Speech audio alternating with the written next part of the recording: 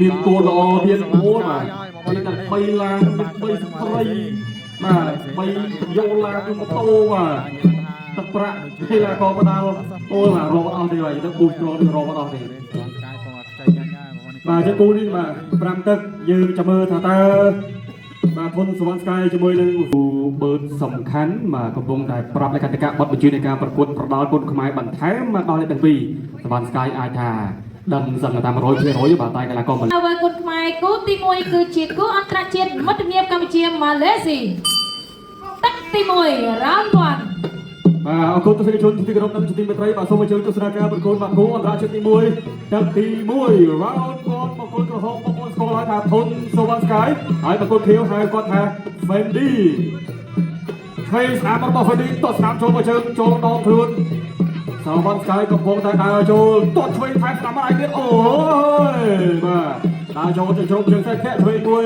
ទៅលើ Fendi អាយ៉ា Fendi ហាក់ទៅចូលឆ្វេងមួយទៀងឆ្វេងទីរបស់ធំសវណ្ណស្កាយដើរចូលបោះមួយឆ្វេងចាប់កាច់មួយអូយបាទតោះបច្ចេកទេសវិញ Fendi អូយបាទបើចេះចូលស្នាមអីអត់អីទេរៀនតលាក់ខំថយតិចតែស្នាមរបស់សវណ្ណស្កាយ Fendi ហាក់ដូចជាទទួលរងកំដាប់ដៃពេញរបស់ធំសវណ្ណស្កាយឆ្វេងស្នាមមួយទៀតទាត់ឆ្វេងស្នាមមួយទៀតទៀងអត់អីទេនៅតែមិនដួលអូយបាទដកថយទីសិនបាទបើថាសម្រាប់គេមិនចូលដកថយទីសិនដើម្បីរយឡើងក៏ដូចជារកកម្រិតណាមួយបោះចូលស្នាមរបស់ធនសវណ្ណស្កាយចាប់កាច់ដួលតែម្ដងបាទហើយនេះកំពុងតែតងបញ្ញាតិចហើយស្នាមហើយវាយទៅណាក៏វាយចូលទុតជើងទុតឆ្វេងមួយចាប់ចេញបានប៉ុន្តែតសារការតាំងអារម្មណ៍របស់បាទសវណ្ណស្កាយណាបាទសុខចិត្តវាយមួយវិញយកធ្ងន់បាទរីឯ Fendi នេះក៏បាទវាយម្ដងមួយដែរដើរស្នាមរបស់ Fendi តឆ្វេងមួយចាប់ជើងបានកាយឆ្វេងរបស់ Fendi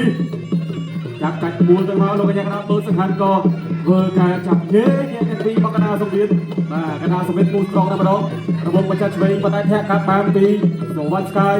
Fendi វាយក្រោយធាក់ឆ្វេងរបស់សវណ្ណស្កាយអូយឆ្វេងស្អាតតស្នាមមកជើងទៀតរបស់សវណ្ណស្កាយទៅលើ Fendi ឆ្វេងស្អាតបាទ Fendi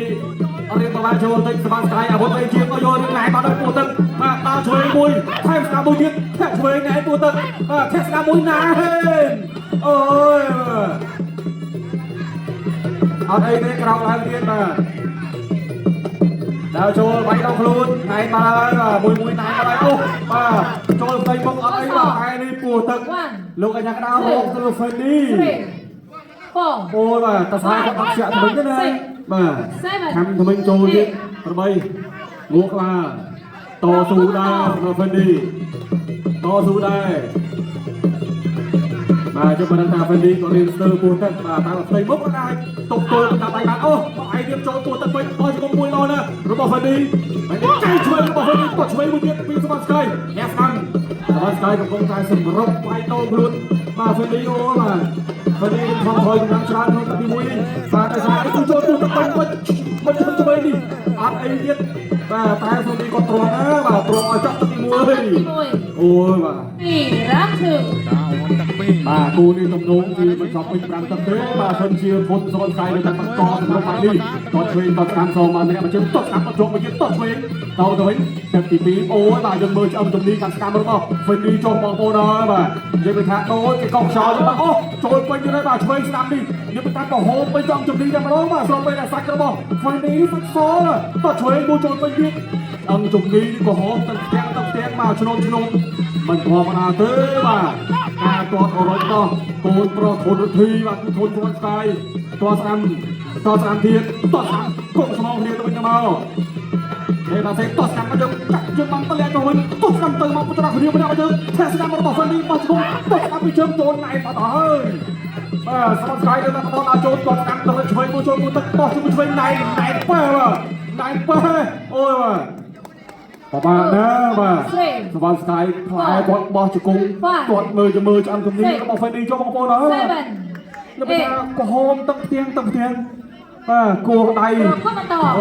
ហើយវាបាទទឹកបោះជង្គង់មួយណែបាត់ហើយបាទតាមចិត្តគាត់អត់ចង់ប្រឈមទេចង់វាយទៀតតែបាទលោកកញ្ញាក្រាបបើសំខាន់